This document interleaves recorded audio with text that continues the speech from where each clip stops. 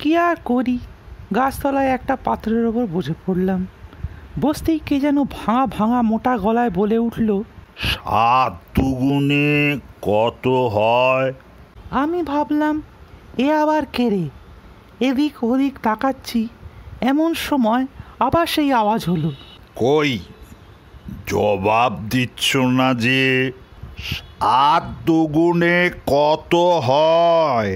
তখন উপর দিকে তাকিয়ে দেখি একটা দাঁড় কাক স্লেট পেন্সিল দিয়ে কি যেন লিখছে, আর একবার একবার ঘাড় বাঁকিয়ে আমার দিকে তাকাচ্ছে। আমি বললাম, 7 দুগুণে 14।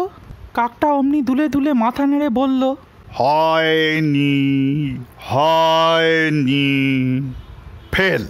আমার ভয়ানক রাগ হলো। বললাম, নিশ্চয়ই হয়েছে, 7 একে 7, 7 দুগুণে 14, 3 7 21। কাকটা কিছু জবাব দিল না, খালি পেন্সিল মুখে দিয়ে খানিকক্ষণ কি যেন ভাবলো, তারপর বলল, 7 দুগুণে 14 নামে 4, আর হাতে রইল পেন্সিল। আমি বললাম, তবে যে বলছিলে 7 দুগুণে 14 হয় না, এখন কেন? কাক বলল, তুমি যখন বলছিলে তখনও পুরো 14 হয়নি, তখন ছিল 13 টাকা 14 আনা 3 পাই।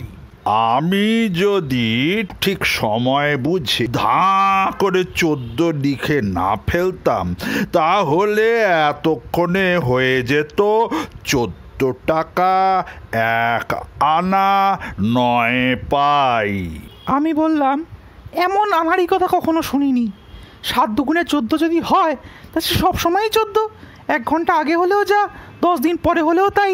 তোমাদের দেশে সময়ের দাম নেই বুঝি?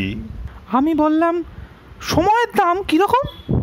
কাক বলল, এখানে কদিন থাকতে তাহলে বুঝতে। আমাদের বাজারে সময় এখন ভয়ানক মাগ্গি। এতটুকু বাজে খরচ করবার জো নেই। এই তো কদিন খেটে খুঁটে চুরি চামারি করে খানিকটে সময় জমিয়েছিলাম, তাও তোমার সঙ্গে তর্ক করতে অর্ধেক খরচ হয়ে গেল। বলে সে আবার হিসেব করতে লাগলো। আমি অপ্রস্তুত হয়ে বসে রইলাম।